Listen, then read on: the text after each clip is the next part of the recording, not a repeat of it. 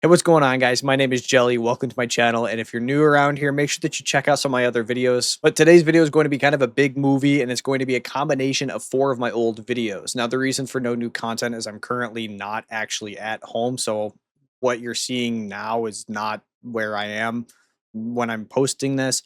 And so I can't actually have the access to make the new content when need be.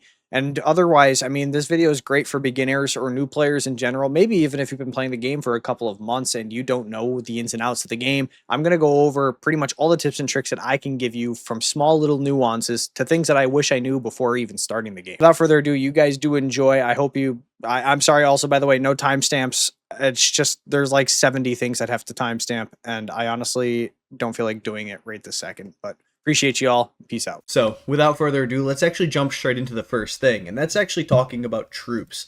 Now, when it comes to troops, something I wish that I knew, at least when I first started, is that too many people like to save their troops for some reason. One way or another, they want to save their troops. Now, I did this at the very beginning too. I said, I gotta save my troops. I don't want to do this. I don't want to do that. I don't want to fight monsters. I don't want to fight Doom Elites. I don't want to do any of that. I want to save my troops. Now, granted, there are times when you should save your troops. Like maybe you have a Warzone duel and you don't want to kill thousands of troops, or maybe that you're saving it for fight night, Buster Day. Absolutely, completely get it. However, like right now, we're in the downtime. There is no Warzone duel. We will have Buster Day. But matter of fact is that that doesn't make a difference. I need to be constantly utilizing my troops. I need to be constantly not afraid to kill them. Main factor here is like if I go to the search and I'm killing up some Doom Elites right here, I'm going to lose some troops, more than likely. Maybe not on this one, but Goldies are out right now, right? So if I go to Goldies and I see these high-level Goldie bosses, so like these level 90s, I'm not going to be able to take them out alone. I'm going to need multiple other strong heavy hitters, and I'm going to end up losing some troops. So let me do one really quickly and show you guys exactly what I'm referring to here. Okay, so I did just start a rally. I had a couple people join. We got about 9 seconds before it hits, but I'm just going to give you guys a prime example. I'm clearly going to lose troops. I'm going to lose hundreds of troops probably because I'm not strong enough to take that on by myself. Luckily, I did have Batman to help me there. But I did kill the boss. I got some great rewards for it. Obviously, Goldies are the best. But if we go over here to this battle report, right, and we click on the zombie boss, you can see that a lot of us lost troops. But if we click on this, we go to statistics, you'll see that I killed 225 troops.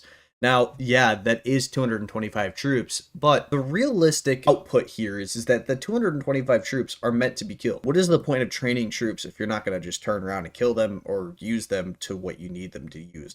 Now, I'm not saying go kill thousands of troops, but don't be afraid to use your troops for what they're supposed to be used for. And again, I know that seems so common and that seems like such basic information. And well, yeah, it is. There's so many players, especially even now in my current server, that I see that are trying to save troops. Or, I see them on Friday night or Saturday afternoon saying, hey, can you kill some of my troops? When at that point in the week, you probably shouldn't have very many troops left, if anything at all. When it comes to Saturday, I've seen people on Warzone Duel, like in the middle of Warzone Duel, ask, hey, can you kill my troops? What do you mean, can I kill your troops? Warzone Duel's going on, you know what I mean? Or Buster Day's going on. There's a billion ways for you to kill troops. I just think that you guys should be utilizing your troops for what they are. As you can see here, this is my drill grounds. I can hold almost 40,000 troops, and I'm not even halfway full. I'm not at halfway capacity. I haven't fought my Goldies yet. They did just release last night, but I'm going to definitely take advantage of Goldies while they're here. I'm going to kill some of my troops. That's what they're meant for, right? You're training troops to kill them. You're not training troops to hold on to them. So that's just kind of like the first major thing. But when it comes to troops, another thing I kind of want to point out, and I want people to remember what Frontline Breakthrough is, right? Frontline Breakthrough is this little helicopter here, and let's just say you have like no troops whatsoever, and you just want to get some so you can kill some low-level Doom Elites or whatever. Don't forget about this Frontline Breakthrough here, because it's like playing what the mini game is at the beginning of the game, right? This is how everybody got hooked into the game. This is essentially what that is. This is an easy way for you to get troops. Maybe not a lot, but it is an easy way to get troops nonetheless. This level sucks. Don't look at me. I suck, but yeah, there you go. This is an easy way for you guys to get some free troops, quick and easy. Now, I have gone over quite a few things in my previous videos, such as the waterfall method. I do get quite a few comments going over it again, and I guess this kind of ties in with the whole troops thing. and, you know, things that I wish that I knew.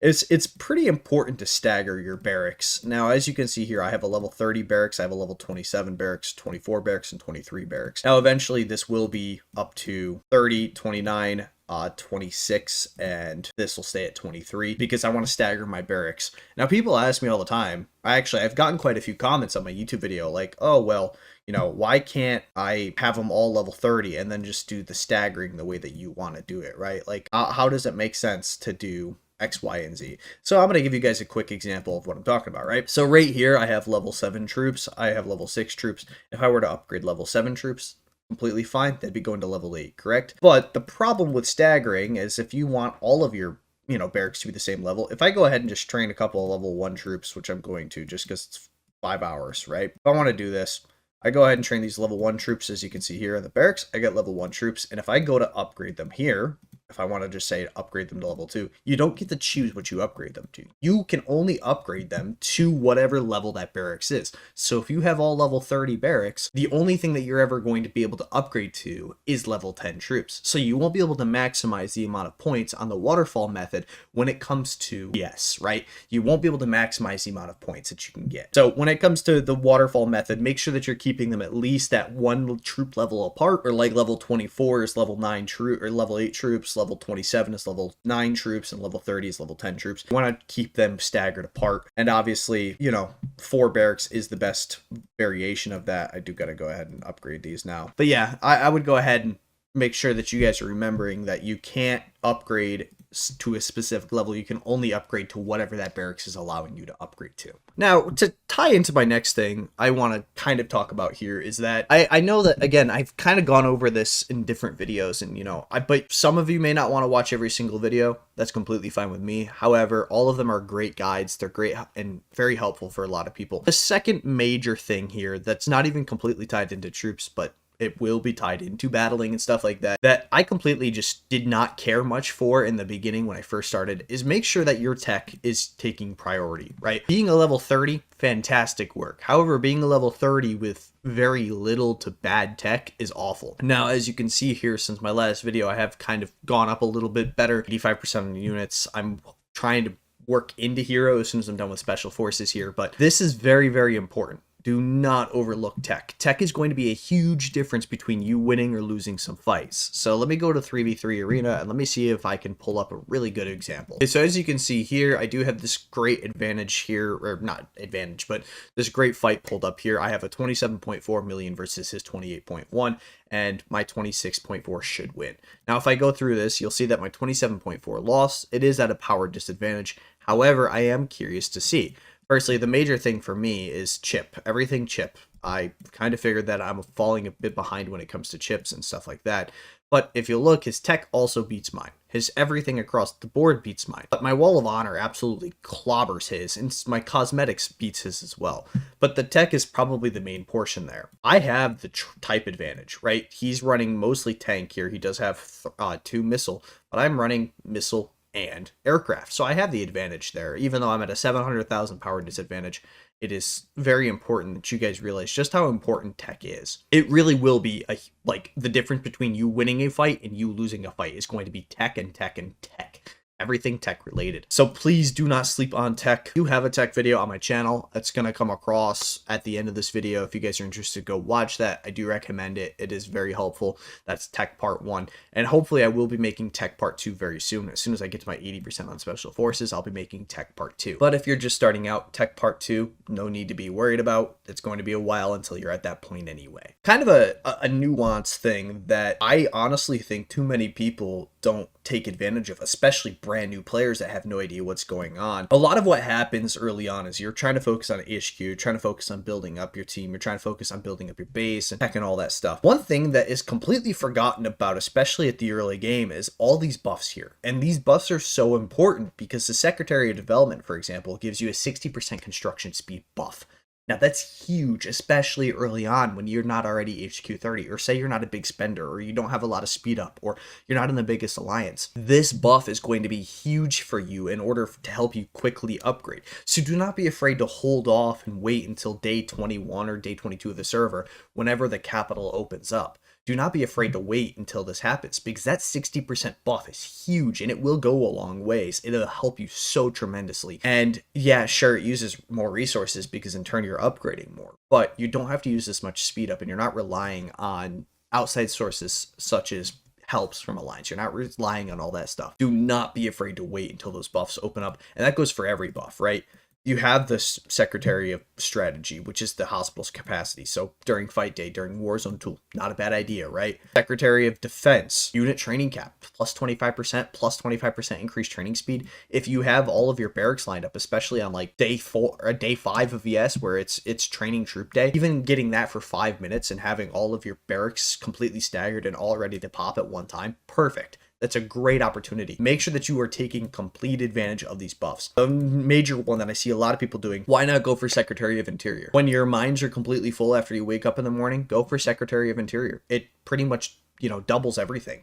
That's exactly what it does. More than doubles everything that you're collecting. Great idea. I recommend it. Make sure that you're using these buffs no matter what you're starting, no matter what you're ending. Make sure that you're taking advantage of these buffs regardless. I do want to take a quick moment. Thank you guys all so much for all of your support that you guys have shown the channel. It really does mean the absolute world to me. I do want to announce that I am going to be starting a membership on my channel. As of now, I'm going to be completely honest, I have not really made a whole lot of plans for it. I just rolled it out yesterday. I'm going to kind of see what goes on with it. It's $4.99 a month, I think. No pressure. I'm just putting this out there once and once only. This will be the only time I mention it. I'm going to probably do 1 video a month or maybe 2 videos a month for members only. So that way, if you guys want to tune in or, certain streams, I'm going to prioritize my members, take care of them first, make sure that I'm replying to all of their comments, make sure that I'm liking all their comments, stuff like that. I just wanted to put that out there. This is the second one, but this is actually before the other one. This is also another post-edit clarity thing. I wanted to clarify really quickly the reason I'm running memberships on my channel, and again, no pressure to join, but I'm trying to avoid having sponsorships. I'm trying to avoid all that stuff entirely. I don't want to have my videos be sellouts. So the memberships helps me gain extra, income, extra revenue without having to do this whole sponsorship route. I'd prefer to do it this way. That's just the main reason why I even put it out there. Just a heads up. But yeah, again, thank you guys all so much for your support. If you do enjoy the content, make sure that you are subscribing to the channel and putting that notification bell on for every time I upload. I'm hoping to do that multiple times a week now, at least 2, if not 3. And I do plan on streaming every Saturday morning, regardless of if Warzone Duel is on or not. If you guys do enjoy this video, make sure that you leave a like and comment below what you guys think. What did I miss? What did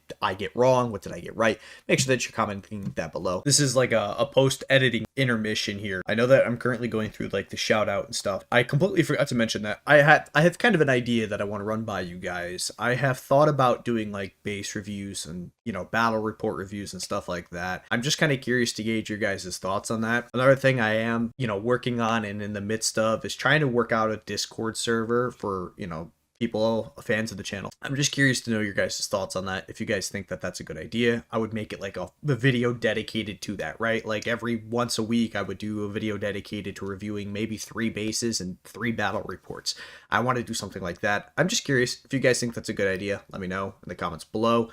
And yeah, the Discord server will hopefully be live. Can't make any promises, but hopefully that'll be live sooner rather than. So another thing that I completely just did not care for in the beginning, and that I thought was, yeah, it was important, but not as important as my heroes and all that. Drone is more important than heroes. I would go as far to say that I would think drone components is the most important thing about your drones. Yeah, leveling it up is great, but getting your components up and focusing on these is so important, because these are going to be a huge buff for your entire squad. If I click on the airborne missile research, right, you'll see here that it increases my hero attack. It increases my skill damage and a percentage of my hero attack. So it increases the base hero attack and it percentage buffs it.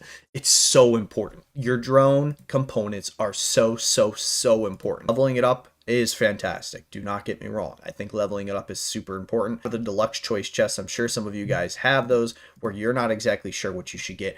Out of the 2 things, it should always either be drone parts or drone components. It should never be anything in between. I'll personally always actually lean components. Right now, I probably pick the parts because I'm at level 145, which is the biggest increase that I need in order to get to my next drone level. But yeah, I would definitely recommend to all drone component, drone component, drone component. It is so, so, so important. And if you are going to spend, $5 a day on the daily must buy packs, the drone, there's down here, I think, right? The drone component deal. There's this one and there's a $10 one. Fantastic values. If you're going to buy stuff out of the clearing market, if you're going to buy stuff out of the total mobilization, I think drone components is fantastic across the board. I think it is the best investment for your drone because that will just continue to stack and stack and stack and stack and stack. And there's no cap to drone components.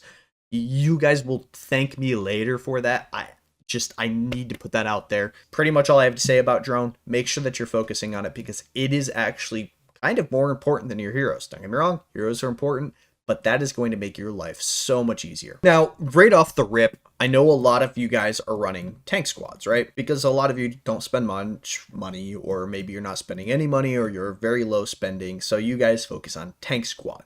This kind of goes for my other people that may not focus on tank squad. But when you're upgrading your base, it wants you to upgrade at least one of your centers, right? And typically you're going to go with the tank center because it's the first one you get. You're not thinking much into it, and you're just upgrading it so you can upgrade your HQ. However, don't do that. If you're running a tank squad, completely fine. But if you're running an aircraft squad or missile squad, make sure that you're upgrading that one first. You want to focus on that. And this seems like a tiny little nuance, but once you're up to like level 27 HQ and you realize, oh wow, my aircraft center is level 12, but your tank squad or your tank center is level 27, you're running an aircraft squad. That tank center is doing absolutely nothing for you. It is not helping you. It's not helping you win your battles. I just kind of have to put this out there. This is going to help your aircraft. I think it's kind of important to pay attention to which one you're upgrading. Just make sure that you're doing the research in the back of your head and saying, hey, listen, I'm an aircraft guy. I want my aircraft center up. Make sure that you're focusing on the right one because I promise you back leveling is not easy. I've been level 30 for, I don't know, 130 days of the server. I think it was level 30 by like day 30 of the server. So we're looking at like 150 days, 158 days. And I'm still just now getting around to my centers. My aircraft center is level 30. My missile center is going to be level 29. My tank center is at level 25 because I prioritized air. I knew I was going to be an air, and then I knew a missile was going to be my second. So I prioritized that, and I think all of you should as well. Last but certainly not least, I think something that needs to be kind of drilled in everybody's brains, right? We play an alliance game, so being in an alliance is very important, and not just being in an alliance, but being in an active alliance. I know that there's a lot of newbies that are just in whatever alliance the game puts them in, right? So if we go here, to be fair, we're in a lot further in, but if I were to click on any of these, right, and I click on Adirondacks, oh, there's only one member there, that's not a good idea. Like, let's go to this 369 million, right? There's 20 people in this alliance. I'm sure that there's some people in here, like this might be a farm alliance. I'm sure that there's actual real players in here that play the game and are actually focusing on this PPSA or whatever this is. I'm sure that a lot of these people are actually real players and they just never really cared enough to look into the game. Maybe they log in and they're just playing here and there. Maybe they even spend a little bit of money. I'm sure a lot of these people don't, but maybe that.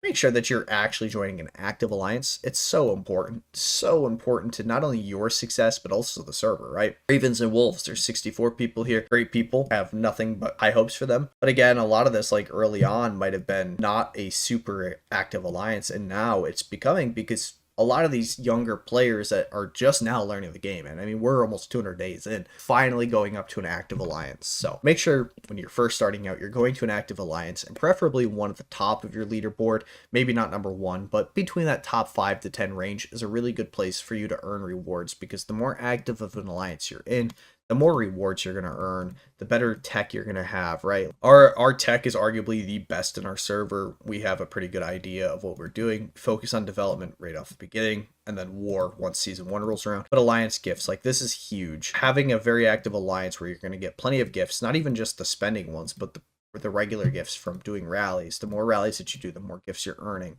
The higher gift level you are, the more everything stacks. I just make sure that you're in an active alliance. Jumping straight into it, something that I've already touched on in previous videos before has been about barracks, the waterfall method, and how to stagger everything appropriately. And I didn't really go in depth, I did explain it a little bit, but now I actually want to give the full explanation and the full definition of what the waterfall method is. The waterfall method is the simple understanding that you will have one level troop, the next level troop, the third level troop, and the fourth level troop, each at their respective barrack level. So for example, I'll have level 30 troops soon, which means that my top barracks is going to be for level 30. And the one before that is going to be level 27 because that's when I get my level 9 troops. And level 24 barracks for my level 8 troops and my level 20 barracks for my level 7 troops. Now the simple understanding behind this is that you always want your top barracks to be at the same level or on par with your HQ. So once you hit level 27, you're going to want to get your top barracks to level 27. And that's the same thing even with your off levels. It's not necessarily a requirement to get to level 24 to have a level 23 barracks, but it would be nice to keep those barracks semi-leveled with you. That way when you get to that next troop level, you can just go ahead and quickly unlock that troop level. Now, for example, right now, my staggering is a bit kind of off because I'm in the process of unlocking level 10 troops out of my tech center here. I'm almost there. I got just a little bit left to go, and by a little bit I mean a lot, but regardless. So in my example, I should have my barracks appropriately leveled to level 10 troops, level 9 troops, level 8 troops, and level 7 troops. Or if you're thinking just in pure terms of what your actual HQ level is, it would be 30, 27, 24, and 20. Now, as you can see here, I have this barracks up to 23, I have this one up to 24, I have this one up to 25, and then I have this one at 30. I will be working on getting this one up to 27, and this one will stay at 24, at least for a while. Now, the reason we have to stagger this way appropriately is because of a little thing called promotion. Now, as you can see, the highest level that I can currently train is level 9, and I could just speed this up, whatever, but I would still get 646 troops if I sped this up. If I had just a level 17 barracks and I was training a level 6 troop, what I would be able to do is I'd be able to unlock 646 level 6s, and then I would also be able to promote them to level 7s, level 8s, and level 9s. There's not really a purpose for this outside of strictly saving this for VS, or day 5 of your VS event. This is the only reason that the waterfall method makes sense. Technically, the resources are going to be the exact same regardless. The speedups are going to be almost the exact same regardless. It might be slightly more expensive to do with the waterfall method versus leveling straight up, but it's not really that big of a difference. Again, the only reason that we do the waterfall method is strictly to help you guys score more when it comes to day 5 on your VS. As you can see here, you get points for leveling each type of level unit. So as I discussed in my previous video, I think it was my VS video, if I'm training just level 9 units, I'm only getting 235 points. But if I'm training a level 6 unit and then upgrading it to level 7, then upgrading it to level 8, then upgrading it to level 9, I'm going to get 235 points plus 211.5 plus 188 plus 164.5. So you're going to get about 3 times the points just by doing the waterfall method. That's important because after this entire week is gone on and you guys have exhausted resources and you've spent everything that you have, when total mobilization day comes around, you're not going to have the speed ups to do the construction or the research. You're only going to have your training speed ups, and I promise you, just filling up your drill grounds with 1 level troop isn't going to be enough. And this is the reason that the waterfall method is so effective and so important and used by pretty much all of the vets of the game. So again, we'll clarify that. What you're going to want is you're going to want your highest level barracks to be on par with your HQ. So for me, I'm level 30. I'm going to want level 30 barracks. That's T10 troops. T just stands for tier. So tier 10 troops. Then tier 9 troops unlock at barracks level 27. So I will level my second best barracks up to level 27. So then I'll have a tier 10 and a tier 9 barracks. Then tier 8 troops unlock at level 24 barracks, which I already have. So my third barracks will be level 24. And then tier 7 troops unlock at level 20 barracks. And I've already kind of blown past that, as you guys can see. And now, for some of the vets that have watched up until this point, or even the new players asking why this barracks is level 23, that is mainly because this does not unlock the next level of troops, but having that extra 3 levels just unlocks like an extra 30 troops that I can train, and it's relatively cheap, and I needed the points for build day, so I just ended up going that. As long as you don't get to that next level of troops, you're more than fine to do this. But the reason you have to do this is because if you only had, let's say, 1 level 24 barracks, if my bottom one was level 24, and then these 2 were all level 30, or all 3 of these were all level 30, then unfortunately, I would only be able to train level 8 troops, and then I would have to promote them directly to level 10, because you need that specific level barracks to promote to that level troop. So in order to get a level 9 troop, in my instance, I have to take a level 8 troop out of the level 24 barracks, and then I have to upgrade them through the level 27 barracks. That's literally the only way we can do it, and it's so ridiculous, I know. I wish it was easier, and I'll kind of give an exact example of what I'm talking about when I do my next series, which I'll hint on later. For now, that's a pretty in-depth explanation of what the waterfall method is. And for now, that's pretty much all I'm going to talk about with this specific topic. Moving on to number 2, again, something that I've discussed on in my previous videos, and I think just kind of needs to be hammered home, is do not level useless buildings. Just don't. So for example, your wheat fields, your farmlands, your mines, your iron mines in specific, your gold mines, those are all useless buildings. The iron warehouse is a useless building. The gold storage, the bread storage, that's all useless buildings. I'm also a hater of the component factory. Yeah, what the component factory does is great, but upgrading it and using these precious resources to get an extra 2 minutes time off is just not worth it. It's a useless building. Other buildings that I would consider useless would be like your scout tower once that comes around, and your recon planes when that comes around. The only reason I've leveled mine is, again, for that build day. Or, as I'll touch on in a topic later on, then you can level those. However, I would tell you to just focus solely on your important buildings at first. I am a firm believer in rushing to HQ at least 27. I believe getting to 27 is one of the more important things that you can do, even if you are a free-to-play player. Getting up to level 27 is very important. And focus on putting your resources into just specific buildings that you need to upgrade your HQ. But again, there's going to be kind of an in-depth explanation there when I start a new account in a little while, and I kind of give you guys a walkthrough of what I do. Just try your best to avoid these useless buildings because you're just wasting resources at that point, and it's not worth the time, it's not worth the builder, it's not worth the resources, it's not worth the speed ups. None of that stuff is worth it. And pretty much the only other worthless buildings, at least in my opinion, is your squad 3, your third squad. I wouldn't level that up much either. Second squad I could see and I could understand why you'd level up, but I don't personally level either of them up.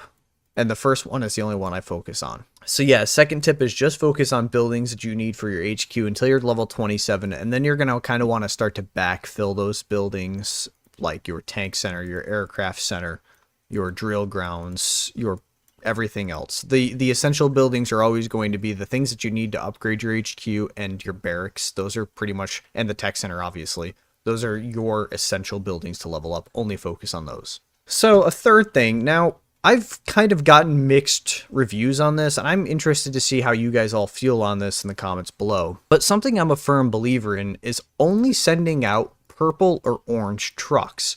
Now, I think this is pretty important because I often see green trucks, gray trucks, and even blue trucks come across my server. And I know for a fact that those are doing nothing for people.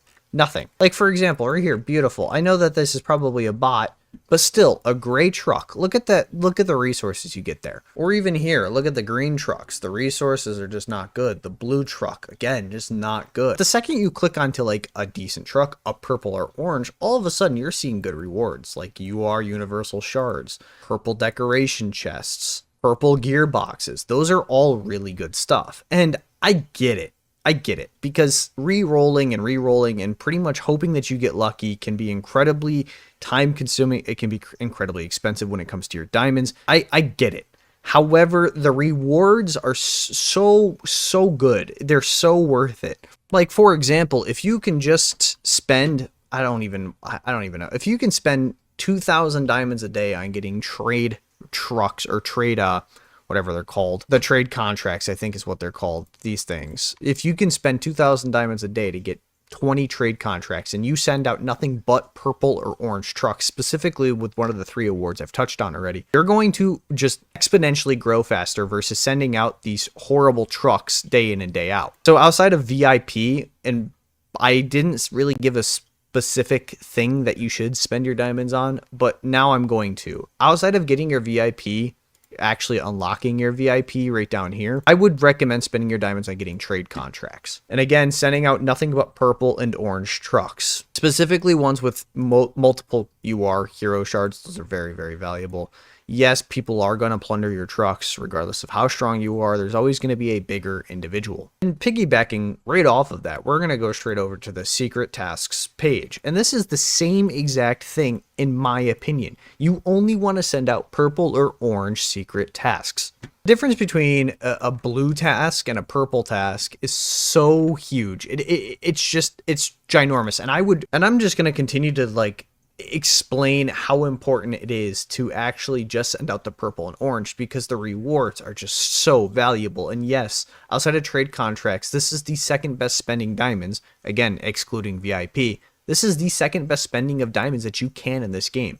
You get such good rewards from this, and if you're sending out blue tasks consistently or multiple times a week, you're losing out on so much rewards that you would not otherwise get. And if you guys want to argue that in the comments below, please go ahead and share why you disagree with me or you think that that opinion is wrong. I'm definitely open to it. Moving on to our fifth thing. I noticed that a lot of players, especially super early on, or even players that just never really caught on, often forget to go to your campaign tower or your alert tower and play the campaign here. This is very, very, very important that everybody does this. And for good reason too, because the rewards that you get from just the campaign store, this is going to help you grow exponentially stronger than just about any other players that are around your level that aren't doing this. Now, your store isn't going to look like mine, at least for a long time, because you're not going to be able to get level 46 or level 47 on your campaign tower daily, but at least leveling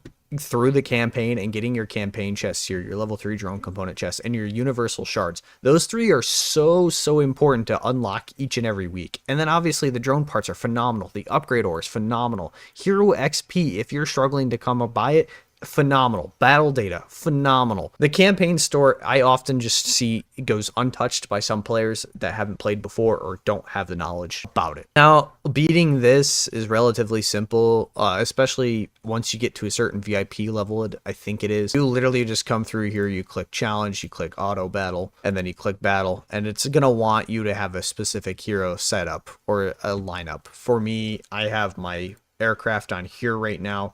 I'll probably end up, once this resets, going back to this one, but obviously you can see which ones want what. So for the first one, you're going to want to make a tank squad, the second one an aircraft squad, and the third one a missile squad. And you're obviously going to earn rewards just from doing this as well. These campaign chests are fantastic, and they actually have a chance to drop 100 UR hero shards, which I've gotten twice on this server already. I know some people are going to hate that because some people get incredibly unlucky and they've been playing for years and still haven't gotten them. But yeah, I've gotten them a couple times. So yes, just do not forget about your campaign. Do not sleep on it. Make sure that you're doing it every day. It refreshes. Every time it refreshes, maxing it out at what you can. It's incredibly important, and more free rewards. Okay, point number 6. This is going to be really short and sweet, but I often find myself explaining how to take squads on and off the wall and what that means. Well, simple terms, squads being on the wall is what defends you. If somebody's coming to attack your base or they're trying to hit your base, if you have squads on the wall, they're going to try to engage that player, just like a truck. They're going to try to engage that squad, and it's going to be your squad versus their squad. Now, obviously, most players that are going to attack you are going to be stronger than you, because most players wouldn't attack you if they're not. But as you can see here on your base, if you were to click on your wall, you click this little blue house button plus. Right here you can see, if I take everybody off my defensive lineup, or your wall, as I've been saying this entire time, that way when somebody comes and attacks me, they're not getting any sort of fight back. They're not getting any fight from me. I'm not going to hurt them. They're literally just going to ash me, and they're not going to, it's just going to be that simple. They're not going to lose any troops. Their heroes aren't going to die. It's just they're going to hit me 10 times and it's going to be over. Now, there's multiple reasons why we like to take our squads off the wall, but the main and most important one is that if you don't have your squads on your wall and you're getting ashed consistently, especially during like a Warzone duel or a day 6 of Alliance VS, you're going to lose so many troops if you have all of these squads on the wall and you're facing an extremely strong person. Now remember, if you have all 3 squads on the wall like this right here, when an extremely strong squad comes through, they're going to kill all 3 squads, meaning that they're going to kill almost 5,000 troops every time they hit you. And it's not going to kill all of them, but it's going to kill a good majority. You're going to lose about 1,000 troops per hit. So it is incredibly important that you take your squads off the wall, or as in my instance, I'm a decently strong player. I know that I'm not the strongest, so I leave my first squad on the wall. That way when people are coming to attack me, I have some form of defense. That way I'm not just getting ashed for no reason. But I just recommend to all players, just take all 3 off the wall. And also, remember to do this during your Desert Storms, because these will automatically be set for Desert Storm as fully locked and loaded. And it's going to be the exact same type of button when you're in Desert Storm. It's going to be a little like house with a plus button. Make sure that you're taking these off. It'll be a game changer for you. You'll save so much troops, you won't have to retrain, and you'll be able to fight for much longer. So I lied when I said that this is 10 things. This is actually going to be 11 things, and these next 2 things are going to be combined. So I just talked about Desert Storm, and one of the things I'm going to bring up, and just really quickly before I drop my Desert Storm video in a few weeks, never ever spend your healing speed ups on Desert Storm. Just don't. It's not worth it. These right here, do not spend on your Desert Storm troops, because when you load into Desert Storm, it doesn't use your actual troops. The game just gives you your max amount of troops. So if you can hold 20,000 troops, the game gives you 20,000 troops. It doesn't actually affect your actual base. They give you all those troops just to play the event. So do not spend your speed ups. Once you are out of troops, back out. Most Desert Storms have backup teams to fill in for starters that get knocked out. So if you lose all of your troops like that, like the snap of fingers like Thanos, then yeah, just back out. Don't spend your speed ups on that. Unless you're a mega whale and you're spending diamonds and you want to stay in, whatever. So be it. So that is tip number 7. And tip number 8 is actually going to be teaching about how batch healing works. Now, if you don't know what batch healing is, I'm going to give you guys an example. So batch healing is when you have a set amount of troops in your hospital, but you don't want to heal all of them because it's going to take 4 hours. Now, keep in mind, batch healing only helps if you're in an active alliance. And if you're in a non-active alliance, then it's not really going to help as much. But regardless, what batch healing is instead of healing your full amount of troops, if it's going to take 8 hours, you're going to lower this bar down to exactly how long it's going to take. So for me, I have it set to 50 minutes, which means that I could get the helps required to heal the amount of troops that I need healed.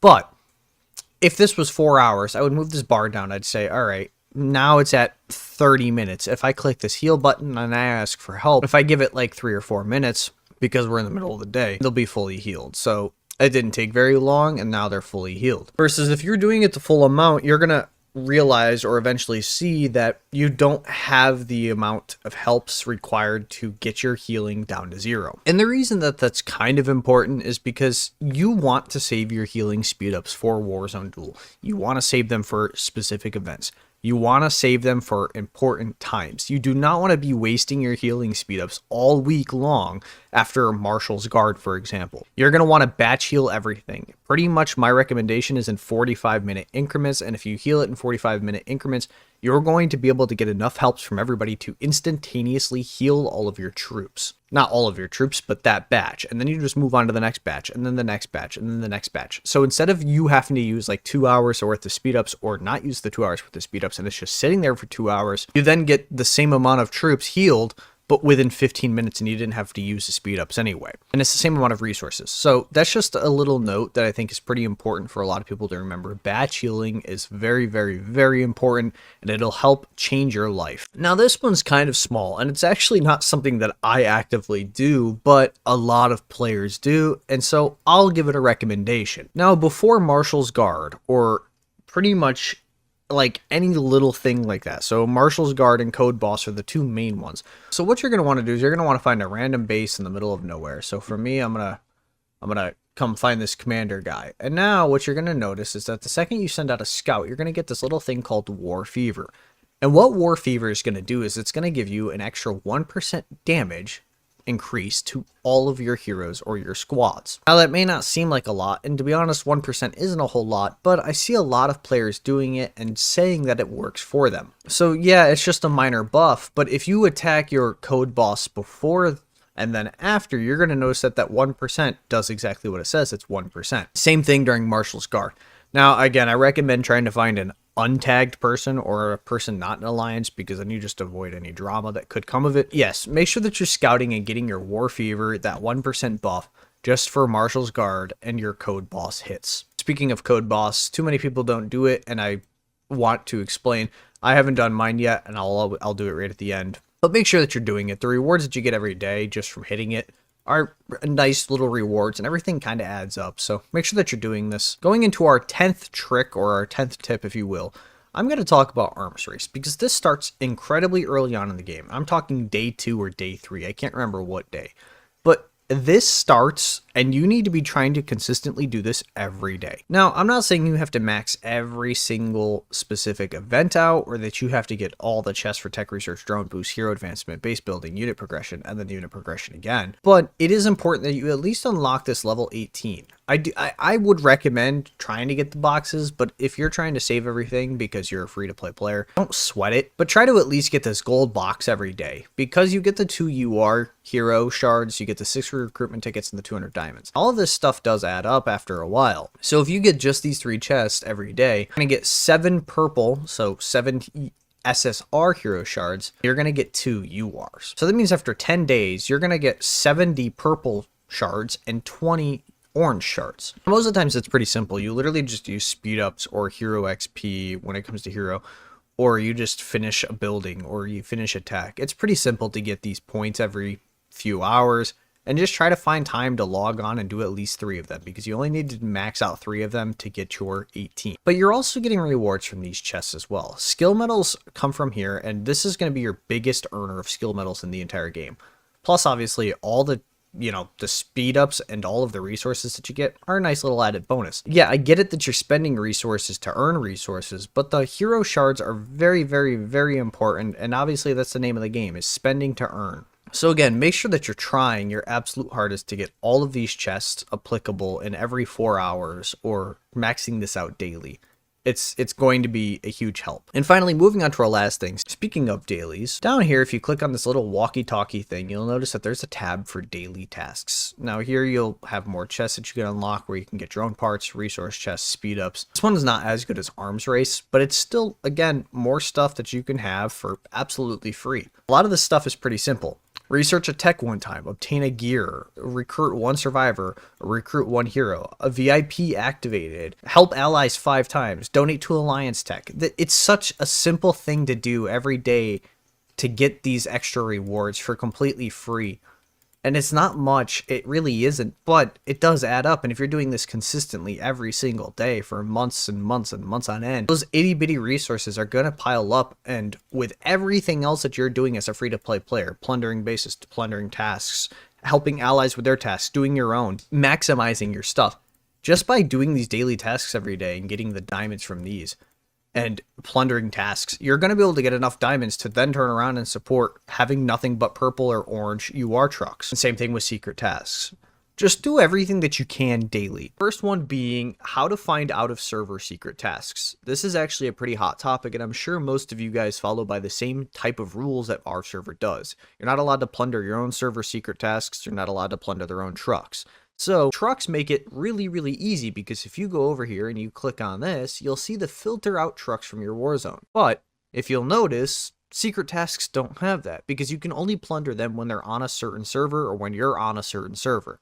And a lot of times people are asking me, well, how do I get there? How do I get there? This is probably the most efficient way, or the best way that I know of at least, where you go here, you click on, I don't know, any truck. So this is server 1794's truck. I'll click plunder. It'll take me to the server, but instead of actually plundering the truck, I just click off, and now I'm in server 1794, and I can search around for whatever secret tasks I want. Like right here, I just found one. This is server 1794 deed. Nah, I'm not going to try to pronounce the name. Right here, I'm in server 1794. I'm on computer, so it's a bit simpler for me to see where the secret tasks are. But as you'll see, they'll be highlighted in gold, purple, or blue. Obviously, you want to search for gold, just like I just found here. You'll come down here, you click the present, you click plunder, and you go on about your day. Now, if you want to help out your alliance mates, you're more than welcome to share that, just like I will here. I'll go back to this one that I already plundered, and I'll share that as well. Now, the whole point of sharing and finding out of server secret tasks is because it allows you to not plunder your own server, and also allow people in your alliance to not plunder their own server as well, because that tends to be a hot topic, and that tends to lead like a civil war, or people getting fired, or whatever the case may be. I say fired because I'm laughing, because it's kind of like you have to treat this game like a real life job. But the fact of the matter is people legitimately get kicked out of their alliance. People will get burned, they'll get ashed, they'll get all of this stuff, and a lot of it's over such simple things. I'm personally not a huge stickler for this, and I think that I don't think that we should be fighting each other over secret tasks or even trucks, in my opinion.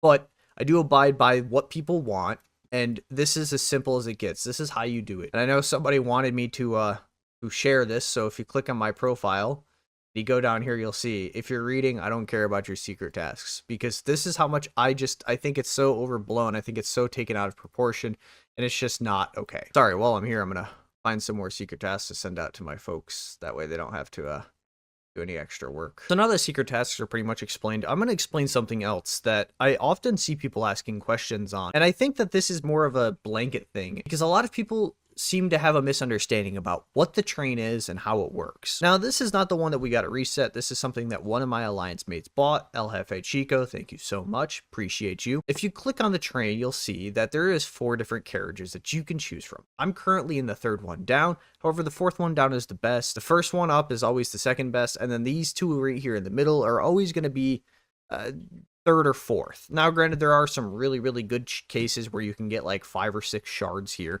and it's phenomenal, but it's always going to be the first or the last cart. Now, people ask, well, yeah, I joined a cart. So, if, for example, they're not on the train, they say, oh, this one looks really good, I'm going to go here. So they'll go down here and they won't get on train. Now, the thing is that this is completely at random. However many tickets you donate does not matter. If you're there first, does not matter. If you're there last, does not matter. None of that matters. It is completely by chance and completely by luck. So, something that my wife taught me, and yes, I say my wife because she actually played this game much before I did. She's the one that got me invested in it. And so my wife actually taught me when I was first starting out that what she does is she goes to the cart with the least amount of people. So for example, cart number 3 is at 4 out of 5. If this were 18 minutes left, I would join that one because you have a pretty much 100% chance. 5 people are going to get in, only 5 people want to be in that cart. You have a 100% chance of getting into that cart. While I'm here editing, I just kind of wanted to say something. I mentioned that this is how it is for the train, but I didn't even bring up the fact that this is not how train used to be. It used to be only 1 person per cart. Like, it was awful. Only 4 people would be able to get on the train every day, plus the conductor. VIP didn't even exist at this point. The train used to be so awful.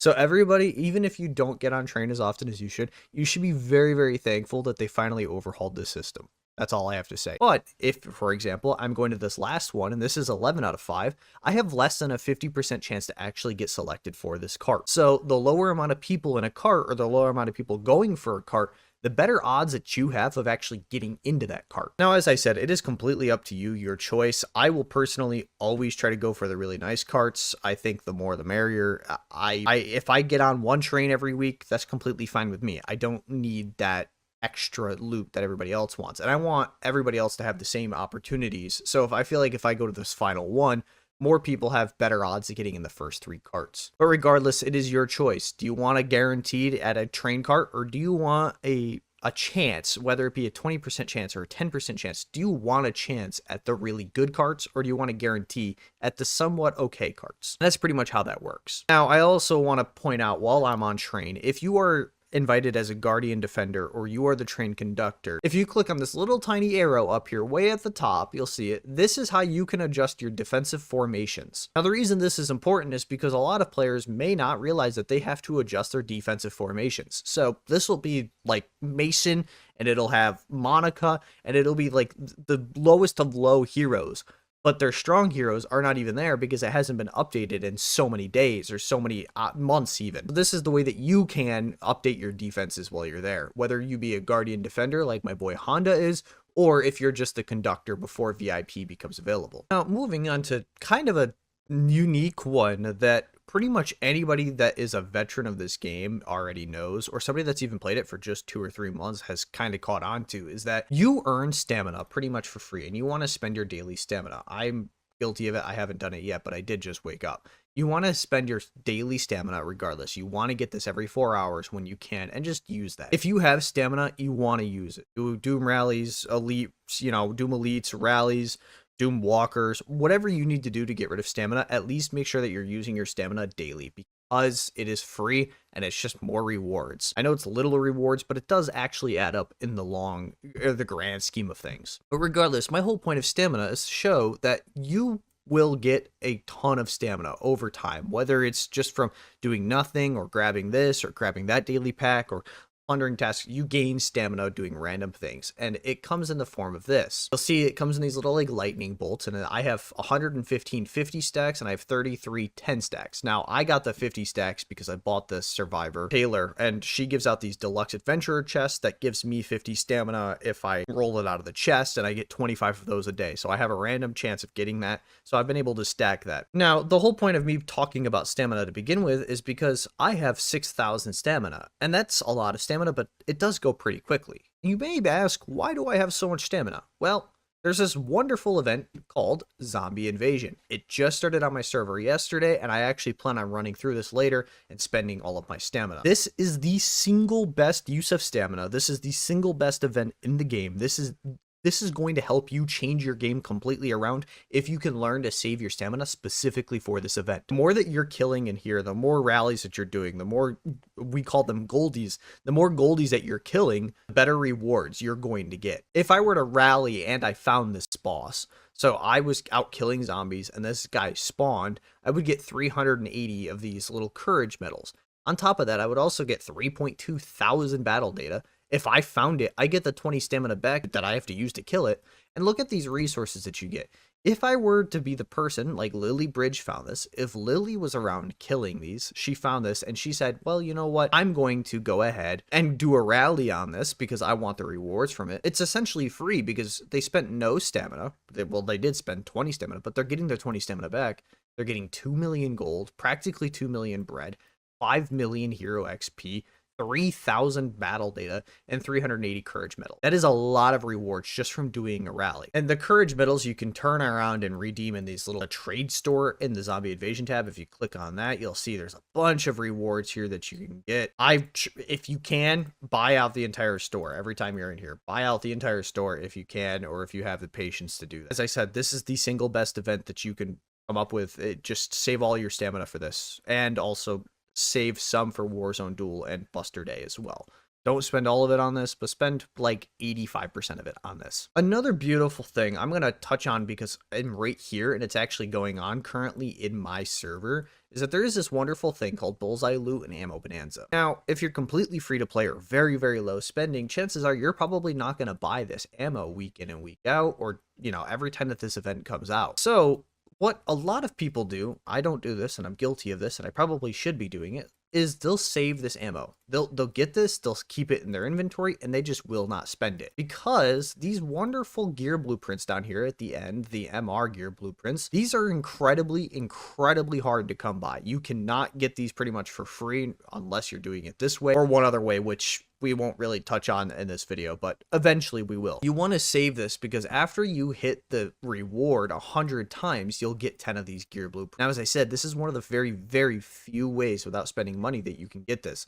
So if you save all of your ammo that you get from the Ammo Bonanza every 3 weeks, I think it's on a rotation, or every 4 weeks, if you save that after a long time, I'm talking months down the road, and you spend it all, you'll be able to actually get this completely for free. Don't want to spend it in one event. You want to save it all for the main course way later on. You'll go through this event 5 or 6 times, and at the end of that, then maybe you'll have enough ammo to go ahead and confirm that amount. If you really wanted to be 100% positive, you would want to wait till you had 1,200 ammo, but that's saying that to get 100 times, it's going to take all 12 things off the board. Personally, if I were you, I'd wait till you have about 700 ammo to go ahead and do this. 700 ammo should be enough to get you the full gear blueprints, and then you should be okay. Now, I briefly talked about the wanted boss in my last video. Now, the wanted boss is quite simple. It's just a zombie every day, every set, except for 1 day a week.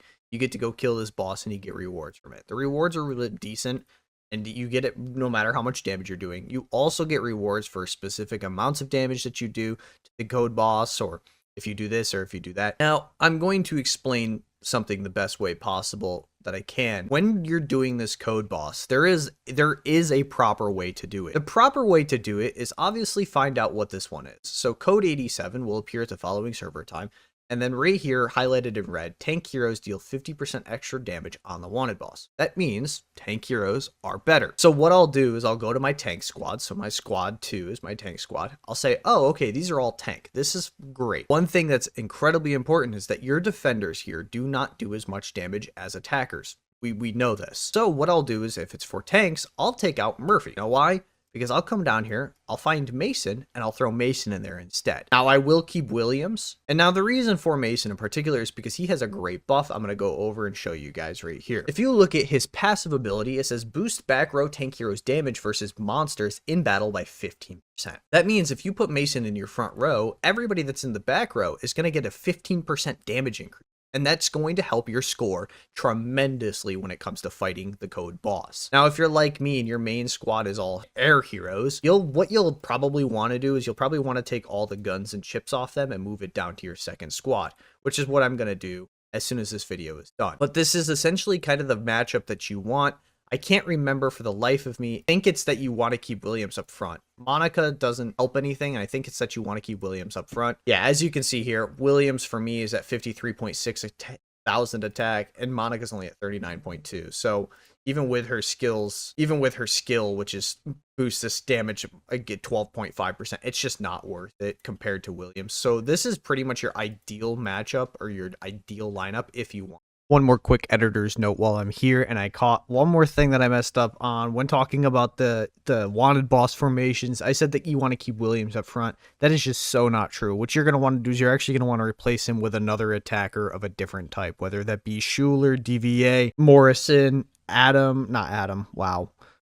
pretty much any other attacker that's also of legendary status. I know that the tank buff is phenomenal, but just go for all attackers and along with Mason in the front row, and then keep your 3 of that type in the back row. Regardless of what level you are, whenever you're doing this, whether it's day 5 of the server or day 500 of the server, Mason being in the front is going to help you so much, getting just even bigger buffs, bigger increases on this. Now I'm going to kind of speed through this one because I think it's kind of known, but you can upgrade your survivors. Now, survivors are what you get from rolling for them or buying them or whatever the case may be, but you can always upgrade your survivors. Now, you'll notice that I have certain ones that have these little arrows, meaning I could upgrade them, but I'm not. The reason for that is because some of them are just not as good as others. For example, scientists are phenomenal to upgrade because if I were to able to get her upgraded, 12 minutes of free speed up time for tech plus the research speed is going up. That's great. Do I really care about this farmer that's going to give me an extra 2% increase of food output? Not really. I don't think it's worth it, especially considering that you may seem like you have a lot of these, but as you level up, these little survivor tokens down here, these go quick. They go really, really, really quick. So you kind of want to save those for ones that are necessary. Now, when it comes to SSR, I typically try to tell my people not to upgrade them, but the ones that I will upgrade personally is I will always upgrade lawyers because I find that the help time is phenomenal and they're going to be there for a while unless I have all gold. I also like to upgrade my builders just because I'm a sucker for that. But the best ones of all of them are probably going to be your scientists. As you can see here, I have a 2-star scientist. I have a 1.25 star scientist. Upgrade my officers just because I like being able to have more units. Drill grounds, I think that they're pretty important. So the main ones I would tell you about would probably be officer, scientists, lawyers, builders, and you know what? I would say the nurses. The nurses are pretty important too, because the more troops that you can have in your hospitals, it's going to help you out pretty tremendously. So I would say those are the main ones that you're going to want to upgrade. But as I said, only upgrade it if you need. Now, another neat little thing is that this is actually kind of what got a lot of people into this game, is the little like where you're swiping side to side to kill zombies. And after they learn what the game is, they think that that's pretty much it. After you unlock your base, it seems like that's pretty much it. But there is frontline breakthrough, and this is kind of what the entire game is based on. Now, the frontline breakthrough, what it is essentially is these levels that you go through, just like I'll do an example. Swipe side to side, you'll try to get through it. Oh, I hate doing this on computer. Oh, this is awful. You'll try to go through this. Oh my. I failed miserably. But you'll try to go through this, you'll beat this, and what happens at the end is that you come back after beating it, you'll come back and you'll have troops available to you, your highest level troop. So if you save 500 troops on the frontline breakthrough, you might get like 70 troops. And if you click on it afterwards, it'll send the troops to your barracks. It's a free and quick way to get troops, especially if you are desperately trying to find any sort of troops. Now, I haven't really done mine because I would rather not. I don't really care for this portion of it. But if for some reason you want troops right then and there, that is probably the quickest way to get troops without using speed ups or resources. It's just a neat little thing I figured I'd share with you guys. Okay, next thing. This pretty much opens up really quickly. It may look a little bit different than what mine does, but this arena right here is not something that you should sleep on. every arena gives different rewards or different things that you can earn. For example, right now I have the 3v3 brawl. This is my least favorite one. One little thing that you can do is if you thumbs up anybody, you get 30 diamonds, and you can do it 3 times. It's 100 diamonds just by clicking that button 3 times. Doesn't matter who it is, if it's your own server or not your own server, it's 30 diamonds. And I'll also do that over here in my Storm Arena because, again, I'll take 100 diamonds whenever I can. But regardless, in this 3v3 mode, I'll match up against a random opponent that the game chooses for me. They'll send me to the arena where I'll do this, I'll click on this, and I'll shuffle this because I'm trying to win all of these battles. Now, I lost the last one, but I won the overall battle because I took 2 of 3. That's all you need to do for 3v3 arena. But you'll notice that your arena may not look the same. It may just be one squad, which is what this Storm Arena is. It's your top squad. I personally prefer the 1v1, the one squad at a time. That's how I prefer it. But the rewards that you get, regardless of whether it's 3v3 or not, are fantastic. This is so worth your time day in and day out to do your arena fights. Make sure that you're capitalizing on as many points as you can possibly, because these rewards are fantastic. If you were to place first, which is probably not going to happen because I'm fairly certain that 99% of the people that are watching this are not whales, you'll get this base skin for 30 days. It's called the Apocalypse Cannon. It's badass. This decoration chest, you'll get 4 of them. You'll get this beautiful little, like, I don't even know. It's a base effect, I would say. 3,000 Valor badges, 60,000 honor points, and 15,000 diamonds just from finishing first place. That goes all the way down. If you finish, top 100, there you go. That's 20,000 honor points for you. That's 800 Valor badges, 2 purple decoration chests. If you finish top 70, the rewards are so fantastic for arena. Please do not sleep on arena. And also, if you place high enough in your arena, you're going to earn some rewards for your alliance. So for example, this Major's Gift, players ranked 4 through 10 in 3v3 Brawl will reward all allies with Major's Gift. So that means your entire alliance will earn all of these rewards if you can finish in top 10. Right now, I have still 24 attacks and I'll use them later, but I know for a fact I can get into the top 10 and I already have an alliance mate that's in the top 10. That means the 2 of us will be able to combine together to get our alliance 2 different variations of top 10 rewards. Oh boy, there's a test flight failure. These are the absolute best digs. This is the first time I think I've been able to find it on video, or that one's dropped while I've been making a video. These are my favorite digs, and these are the only ones I really go to. I try to let everybody else in the alliance get all the other rewards because they need it more than I do, or, I just don't necessarily see the point in me gaining it when somebody else could. But when it comes to these ones, I will fight tooth and nail because I need the drone parts desperately. Come on. Let's go. Got it. Let's go. I didn't need to be quick, but typically these go fast. Awesome. Congrats, AB, on your double. Anyway, back to the video. The next point I'm going to go on is Warzone Duel. Now, I'm not going to really kind of do a whole video on this because I will in the future do a whole video on Warzone Duel. But something to piggyback off of what we were talking about earlier with the whole, secret task thing is that, we're currently matched up against server 1793. Now, one way that you can earn points every day is successfully plunder one hostile Warzone truck.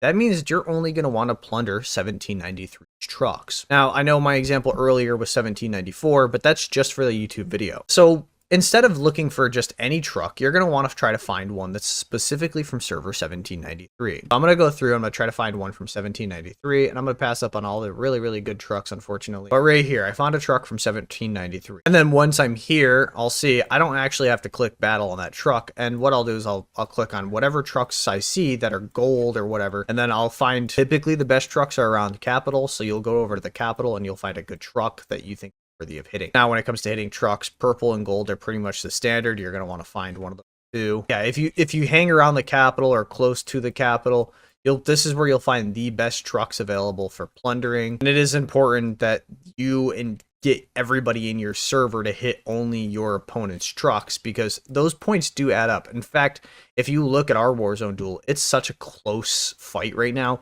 It's 5.125 to 5.02. It's such a close fight that the trucks will actually make a difference. And if you can get everybody in your server on the same page, it's just going to help ease any tensions in the future or cause any issues that would typically arise from that to go away. So yeah, that's a quick little tidbit about how to plunder trucks and how to plunder stuff from your opponent's server. Okay, and final thing. This is quick. This is cute. This is, for everybody possible. This is the best way that you can prepare yourself for future events, or not events, but things that are for sure coming every week. You'll notice in your base that there's this little spire here with a book, and if you click on this, this shows you pretty much the entire timeline of what you can expect in your server, what days it's going to come, how fast it's going to happen. So for example, day 1, Kimberly and Murphy unlock, along with a secret mobile squad. Number 2, muster for battle, dismantle the Doom Legion's defenses. Number 3, arms race, also the Doomsday Leader. Our Marshall or Alliance, MG, Marshall's Guard. Like, it literally walks you through everything that's to come in your alliance or your server. And these are all things that you should be prepared for, or you should be looking out into the future outlook. For example, I'm at day 105, which means that we're in between 99 and 120. That means very quickly I have to be prepared and get all of my alliance prepared for season 1, because that's going to be here right around the corner. That's also not the only way. There's this other little thing. If you click on events and you come all the way over here to calendar, you'll see what's going to drop. Now, this is all pretty much money related, money spending, but this tells you what you're going to be expecting that week, whether it's going to be glittering market, or whether it's going to be ammo bonanza, or if there's going to be a drone training pass, or this upcoming week, special training pass starting on Monday the 8th. We'll have a special training pass along with the energy loot quest. It's not huge, but it's a nice little thing to help people get ahead of what's going to be coming. And if they plan on spending money, maybe you should hold on 4 or 5 days, because there's a new event coming. Right off the rip, the first topic of discussion is going to be Marshall's Guard. Now, one thing in particular, also a side note, I will be jumping back and forth between multiple different things, so I'll go over this Marshall Guard thing, and then it's also one of the things way later on, because I was just kind of jotting down as I went, but this is the very first thing. Now what happens is Marshall's Guard has 5 stages, and you max out at level 5, and once Marshall Guard has been beat, there's really no reason to continue on rallying, and this is something that I try to preach all the time. Even if you are somebody that may not get their individual rewards, or you may not max out your individual rewards, I guarantee you that this 500 minutes worth of construction speed up, 200 diamonds, 1.5k upgrade ore, and 200 synthetic resin are not going to be worth the amount of troops that will die from your Marshall's Guard. Essentially, the first thing I'm going to go ahead and preach to you guys is that once Marshall Guard has been beat and it's at reward stage 5 completely maxed out, I would go ahead and just stop entirely on rallying Marshall's Guard. Okay, so that's tip number 1. Tip number 2 is actually going to be also related to Marshall's Guard, and that is going to be based on the level of Marshall's Guard that you have here on screen. So, for example, ours is level 10. We are more than capable of beating a level 11, and we could probably push on beating a level 12. But because we're in season, and the number one thing that we're concerned with right now is troops, we're going ahead and lowering that level of Marshall's Guard, because the easier it is to beat, the more troops that you save. And realistically, the rewards between a level 11 and a level 10 do not outweigh the troop loss, because troops are so important, especially in season. Now, this does not go for, mid-season, or not mid-season, between seasons or off-season. This does not count for that, because that is a completely different ordeal. Then you can just do whatever you want. But yeah, right now, I would say if you're in season, keep the Marshall's Guard 1 level lower. Thanks to a lovely commenter, I do have my 3rd tip. So this is going to be tip number 3, and that is going to be with these resource choice chests, the UR and the purple, the SSR. You should save all of these choice chests until you level up to level 30, for example. Now, granted, obviously, if you're trying to get to level 30 and need to use them, go ahead, that's completely fine. It's not just the choice chests, it's actually all of the resource chests. So all of these will give more resources per level that you go up. As long as you can hold off using these and you can wait until you're a higher level to use them, I would recommend doing that. Save these for the higher levels, because the resources that you gain per chest is so much. It's such an astronomical number compared to when you're a lower level. Okay, next thing is actually going to be Zombie Siege. Now, this goes kind of for my alliance leaders, my R4s or R5s of other fellow alliances. I would go ahead and say to you, make sure that you are keeping your Zombie Siege very, very consistent. Keep it on the same day, twice a week, 3 times a week. I don't care how you're doing it, but make sure that it is very, very, very much consistently being done at the same time. What this does is this allows people to know when they have to keep their troops on the wall, because for a lot of people, they take their troops completely off the wall, such as myself, when Zombie Siege is not going on. So if they know, for example, that this happens on Mondays and Thursdays, then they know to keep their troops on the wall for Mondays and Thursdays, and then they can take them off for the days afterwards. Pretty much keeping just about anything in this game pretty consistent goes a long way, and it helps your alliance know what to look forward to, and it also helps you guys have communication and build trust with your alliance members. Okay, here's kind of another one that's kind of should be common knowledge. But the thing with universal shards, or even the universal weapon exclusive weapon shards, the universals of those, I would tell you right now that you should only ever be using those shards on your main squad. Now, if you don't know by now, unless you're a whale, the average player is going to be hyper focusing on one squad. So, for example, I'm an air squad at 32 million, but my number 2 is at 26, and my number 3 is also at 26. My main squad is going to be my air. That means every time I have universal shards or universal exclusive weapon shards, I'm going to go ahead and use them exclusively on my main squad. That should be commonplace, or it should be known across the game, but I like to spread this information just in case it is not common. This next one is also coming from a fellow subscriber of your guys's. He commented this on a video, and he was essentially like, okay, so here's the thing. I'm the R5 of an Alliance and R4, and again, this tip is dedicated towards leadership. He asked me a great question. He says, hey, is it smarter to go ahead and keep my Alliance at 100 out of 100 because I have 40 inactive members, or is it smarter to just keep it at 60 out of 100? And now there is pros and cons to both, but mainly I'm going to go ahead and lean towards cutting those 40 inactive or 40 not strong members. You may be asking, well, why? The simple answer is because you have those 40 members, they're inflating your stats, they're inflating your power, they're inflating you in VS, but they're not really putting anything in, they're not putting any effort in, and they're not really helping you. So in reality, what they're doing is they're putting you a tier above, but they're not really putting that tier above worth of work in. So it's smarter to go ahead and drop that as long as you're able to partake in VS and partake in the Alliance train every day. Keep around that amount of members.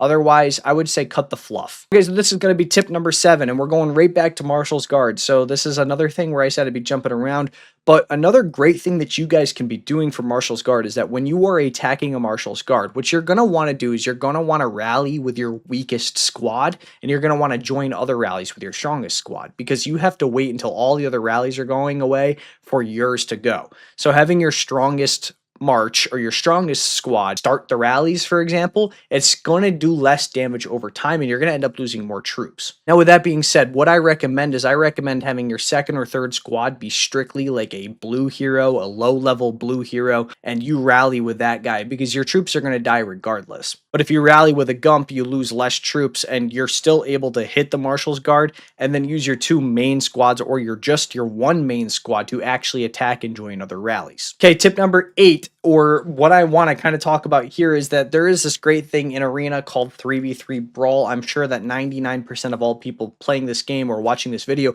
do know exactly what this is.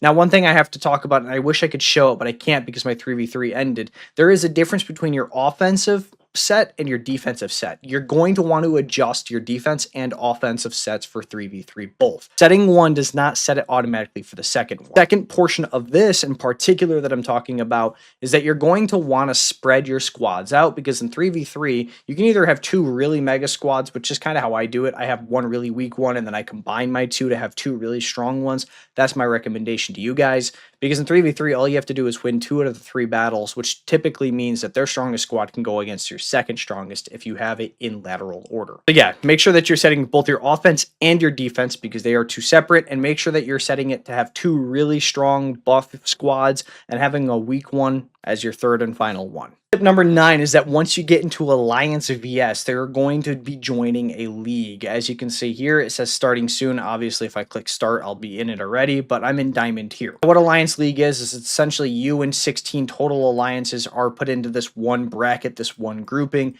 and in order to move up, you have to be in the top 5, and every time you're in the bottom 5, you move down leagues. Diamond is the highest, and I think Bronze is the lowest. I might be mistaken there. But essentially, the best way I can go ahead and do this is, especially once you get into Diamond League and you're just trying to stay there, it is not an objective to win every single week. Do not try to push and win every single week. I recommend, if you're not an R5 or an R4, I recommend talking to your leadership about this. You really only need to win 2 of the 4 weeks. So you should probably be pushing in week 1 or week 2 and then taking the other 2 weeks off. So for example, if we take off, since we're going to lose this week against LDCX, next week we'll push for a victory.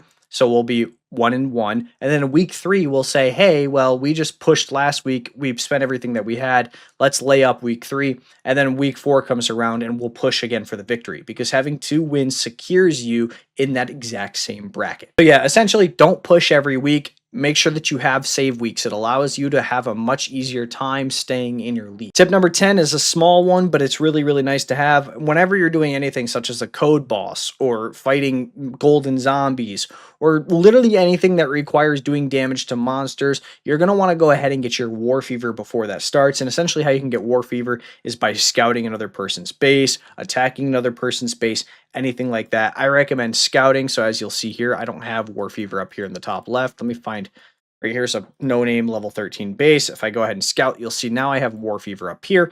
And essentially what this does is this increases the damage that I'm doing right now, since because of my profession, by 11%, but the average player is just going to do 1%. Now you'll be shocked that that 1% does make kind of a difference. Go ahead and get your War Fever before you do anything like that, except for on Buster Day, because you do not want to pop your shield. Getting War Fever does pop your shield. Tip number 11 is kind of piggybacking right off of that. What you're going to want to do for the wanted boss is you're going to want to go ahead and make an ideal lineup. So for example, code 87 is tank heroes deal 50% extra damage on the wanted boss. So what I would do is I'd go ahead and say, okay, so tank damage is exactly what I want. And I have 4 tank heroes that do damage per second. So Mason, Kimberly, Stetman, and Marshall as well. So yeah, Marshall is going to go ahead in my lineup. And then since I don't have a 5th DPS tank, I would go ahead and throw maybe an air person in there, whoever my strongest DPS is outside of tank. And it would more than likely be DVA in this example, because she has the exclusive weapon. And I would just try to make the ideal lineup for fighting the code boss. That typically relies on 5 attackers. Also, a cute little trick is that if Mason's in the front row and you have your 3 tank DPS in the back and your last DPS up front with Mason, all of these people are going to do so much extra damage. I promise you it's worth it. Do that small trick. Tip number 12, I've kind of gone over a couple times in the past. Make sure that if you're a free-to-play or low-spending player, that the only thing you're spending your diamonds on for the most part is actually going to be unlocking VIP. This gives the best buffs in the entire game, and it's also just the best value. If you have extra diamonds over and over again, I would try to have at least a 2 or 3 month stockpile of VIP. Or if you really have extra diamonds, the VIP store is great for the advanced teleporters, as you'll see I'll buy there, and also the stamina. Now that they got rid of the stamina packs, it's a great deal there. Everything else is kind of not worth your diamonds. I wouldn't recommend it unless you're a whale. Then you do whatever you want pretty much. But yeah, your diamonds should only be being spent on VIP. Another quick little one is if you click down here on this little walkie-talkie in the bottom left of your screen, you will have daily tasks that will give you chests and stuff. Make sure that you're going ahead and doing all these. You want to get this maxed out to 200 out of 200 because it's free stuff. It's the stuff that you're going to have to do pretty much anyways, and you might as well make sure that you're maxing this out. That was tip 12. Tip 13 kind of goes right into that, and that is going to be if you click on your events here and you go over to your arms race. I have not done it today because I do have a newborn, so I haven't really logged on very much, but you're going to want to go ahead and get these boxes, all 3 of these boxes. And since there is 6 portions throughout the day, so 1, 2, 3, 4, 5, 6, you're going to want to get those 3 boxes all 6 times, because these will give you both skill medals and resource chests and speed ups out the butt.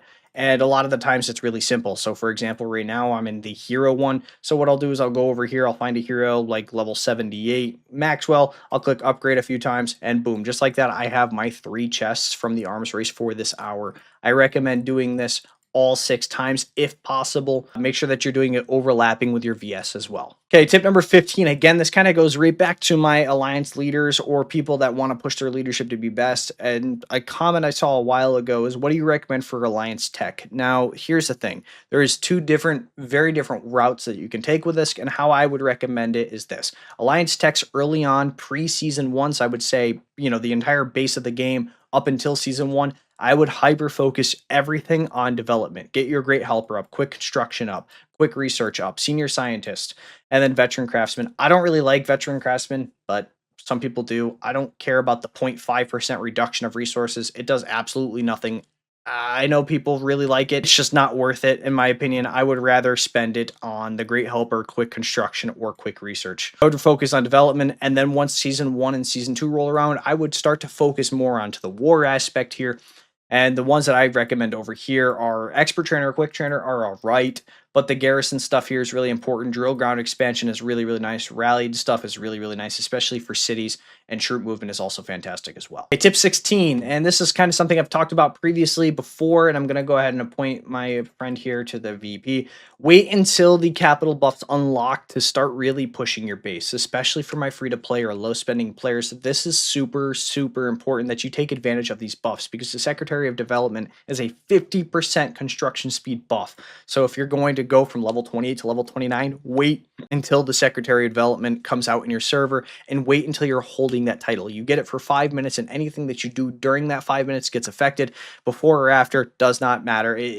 None of that is affected. It's only during that 5-minute window. So get your buff on, and once you have your buff equipped, go ahead and do everything. The same thing with Secretary of Science, kind of underrated. 50% construction, or well, 50% research speed. My apologies. Go ahead and do all that when you're getting ready to jump into whatever you plan on doing. For all my people that are getting ready to go into season 1 or have been researching, you'll know that professions come out in season 1, and what you're going to want to do is, especially for all of, and this is kind of dedicated to them, geared towards them, is that for all of my free-to-play, low-to-spend players, people that may not have T10s yet, go ahead and grab your engineer, focus on engineer, get everything leveled up. I would go ahead and show you, but I'm in season 2, so the tree's a bit different. Once you get T10s, you're more than welcome to switch over to war leader. I recommend that, but engineer, for everybody that's not spending a butt ton of money, this is the way to go. Kind of a small one, and I've talked about this probably 7 or 8 times, is don't do anything on your base unless it is that dedicated day in VS. So for example, I will do all of my drone stuff on Monday, since Monday is the drone day. As you can see here, today's theme is drone part and battle data, but I won't do any sort of tech until day 3, Age of Science. This is just to help you maximize your score on VS, and it's also a good way to keep yourself ready for, sorry, not ready for, but to keep yourself disciplined and making sure that you're not just upgrading stuff willy-nilly. So yeah. Okay, so the next few tips are actually going to be pretty basic stuff that everybody should know. If you don't know by now, it's not necessarily the end of the world, but 99% of all players are going to know this stuff. Now, also to clarify, the next few things are not going to make or break you. I promise you it's not going to be the end of the world if you don't do these things. It's just small little things that can help you grow a lot faster, especially early on. So I would say preseason is the best time to do this. But this next tip, which is going to be tip 19, is going to be make sure that you are plundering your cap of resources every single day from dead bases. Do not be attacking up live bases or bases that are in alliance. I promise you, it's not worth the hassle. The resources ain't worth the fight. You're going to want to go ahead and ash these small bases, or you're going to want to go ahead and get your cap of resources every single day, because what happens is, so for example, I can get 90,000 bread here, and I'll be able to plunder, I don't know, 25 million bread or something like that every day. It's small, and it gets bigger as you get on higher levels and all that fun stuff, but just going to help you increase your ability to do techs or your ability to build higher level stuff. Okay, again, kind of I said the next few, and I mean that is make sure that you're doing your secret tasks every day. I would recommend that you're sending out just the UR secret tasks. Also, make sure that you're assisting other people's secret tasks, and make sure that you're plundering 5 secret tasks. Again, you want to only be doing the highest level, because the resources and all the stuff that you gain is so much better at the highest level than it is the tier below. Again, kind of simple work, but make sure that you're getting your cap of 5 every single day for the assisting and plundering other tasks. I didn't do it. I don't need to, because this tip is kind of geared towards the smaller average player. Again, you are. Okay, kind of another one that flies under the radar for some reason, and I don't understand why entirely, is that I will see people get these resource chests, and as I already talked about, wait until you're level 30, but I'll see level 30s get these resource chests and just pop them, just have them. There is no point in doing that. Because, for example, I'm at 140 million, 150 million, and 90 million. But if I wanted to upgrade, I don't really have anything good to upgrade right now. Okay, so my tech center is at level 28. If I wanted to upgrade my tech center here, it takes 820 million, 820 million, 263 million. It's just so much smarter to keep those chests untouched and unused, because now when I click upgrade, I'll be able to go ahead and replenish all. It's going to give me the confirmation. This says, hey, we're going to use up all this stuff in your inventory if you really want to do this. I obviously do not. But it's so much smarter to not go ahead and pop those chests. I actually see people doing this, and I just want to clarify that it is silly to do this, because by doing this, you're allowing other people to take your resources. You're allowing other people that when they burn you, they're just going to nab even more resources. But if you have them in the chests, they can't take them. That simple. I'm so glad that I'm still here on this page because tip number 22 is actually going to be, I do not recommend using these universal resource chests on anything other than gold. Now I get it. You need iron, you need bread in order to upgrade these buildings. And sure, if you're in a pickle or you're in a bind and you're close to level 30 and these chests will push you over that resource threshold, fine. But if you are level 30 already or whatever, gold is going to be your strap for a long time. You're going to be asking for more gold. You're going to be begging for it because everything in this game requires gold. But the resources that are otherwise needed, such as bread and iron, are not going to be what's keeping you down. I promise you, you're going to want to use these universals on nothing but gold. Gold, gold. Tip number 23 is that, again, this is kind of very situational, but what I would recommend to just about everybody is you will have these great things called universal speedups. I have 13 days worth. I do not recommend using the universal speedups on anything other than tech. Now, again, I get that if you're close to level 30 and this will push you over, you're trying to really speed up, you're trying to push to level 30, you're trying to get there in the first 45, 60 days. Sure, whatever, that's completely fine. But for the average player, I recommend saving the universal speedups for tech because tech is going to be what saves you in the end. It is going to be the winner of your fighting. You could face somebody that's level 5 or 6 levels higher than you, and if you have better tech, that's all that matters. You will win. Yes, save universal speedups for tech unless you are trying to really push for something, and then it makes sense. I get it. Number 24, again, piggybacking right off this universal speedup, and that is going to be that tech is your biggest game changer. Now, I'm kind of lacking because I haven't been spending as much time on the game as I did originally, but tech is going to be your biggest game changer. As you can see here, I have 2 tech videos. You should go watch Tech Part 1 and Tech Part 2. I promise you they're going to help change your game or change your outlook on the game. Tech is going to be what saves you in the end. I promise. I know I've repeated it probably 20 times in the past 30 seconds. Just trust me on it. Number 25 is at early game. The 2 things I'd focus on, obviously excluding tech, which I've talked about, is pushing to level 30 and also getting to T10 troops, tier 10 troops. Yes, now there are pros and cons to that, and that is because getting to level 30 is expensive and it takes a long time, and you pretty much have to prioritize your headquarters versus actually caring about tech. But I promise that once you get to level 30, a lot of the other stuff is just going to free up. And also, once you get tier 10 troops done in your tech tree, you will have so much more resources, you'll have so much more time, you won't have the biggest piggyback. The biggest thing holding you down is going to be level 30 and it's going to be tier 10 troops. Once you have both of those unlocked, everything else opens up. It's like a whole new world. But yes, early on, recommend that, push for that. Okay, tip number 26 is going to be my most recommended purchase to the low levels or the very low spenders. Go ahead and move my face cam over to the other side. I'm going to go ahead and show you right here. If you click on this VIP button in the top left below your profile picture, it's going to bring up this VIP screen here. As you'll see on the bottom, there's this VIP exclusive tab where you can spend gold bricks or real money to go ahead and get this. What I recommend to you guys here is you can move back and forth between the VIP pages and it shows you previous VIPs or future VIPs. What I'm recommending here is that you go all the way back to the very first VIP and you buy Taylor here. This is going to be a huge, pretty much promotion for you guys. It's going to swing the game for you a lot of ways because her chests that you get from doing your radar tasks every day unlock extra stuff such as deco, universal shards, stamina, which is a huge one now, especially that they got rid of the stamina packs. And once you get her up to a certain level, I think it's 4 stars, you will unlock the second echelon of chests. And these echelon of chests are just so much better since they have the UR resource chest, 50 stamina, all that fun stuff. I promise you this is going to be the best purchase that you or anybody else can make. If you have the funds or the availability to get her to 4-star, I would recommend it. Otherwise, unlocking her for the $5 I think it costs, if we go back over here, I think it is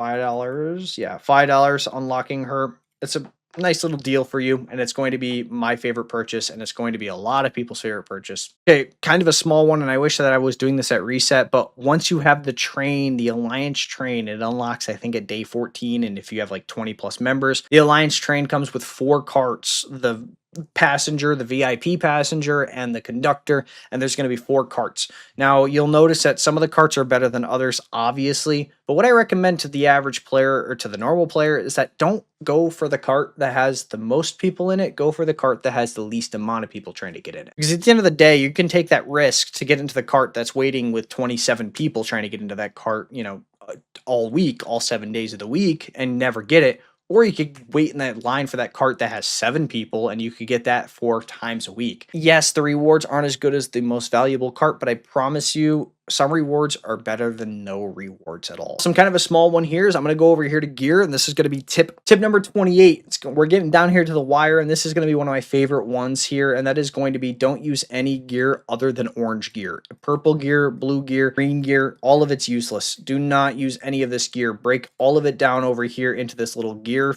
factory. Where is it? Right here. Click on your gear factory, click on the stuff here, dismantle everything that's not orange. You don't care about any of that gear. And then you're going to want to go ahead over here to merge. You're going to want to merge this all. You're going to want to get dielectric ceramics, and you're going to want to turn around and build orange gear. Now, I know there are some fanatics that really like purple gear for some reason, and I think that's going to be a game changer. I promise it's not. Do not care for purple gear. You're going to want to break it down instantly and get as much gold gear as fast as possible. I have a gear guide. It's actually one of my very first videos. All right, jumping back over here to arena at tip number 29, and that is going to be make sure that you're doing your arena every single day, because there's free rewards that you're missing out on by not doing it, such as honor points, which are a huge help in getting you your blueprints, and the rewards that you get from being top 10 or whatever it may be. You'll have a much better time unlocking stuff if you just do all of your stuff that you can each day. You don't have to be the best, you don't have to be the strongest, but I promise it does make a huge difference when you are just maximizing your daily stuff every day, and it allows you to have so much more unlocked to you, and you're going to progress a lot faster.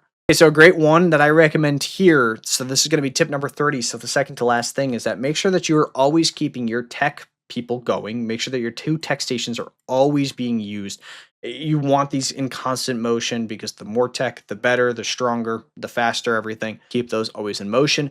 And then for here, for your builders, you're going to always want to keep those busy too. I have one free right now because it is the season, and I like to upgrade these season buildings as soon as I possibly can. Having these builders, whether you only have 1 or 2, maxed out at all times is the smart way to do it. All right, finally, tip number 31, and this is kind of a new one since they got rid of the stamina packs, and stamina is so much harder to obtain now than it used to be, is that you're going to want to go ahead and save all of your stamina. So I have a lot of stamina because I've been saving it for a long time.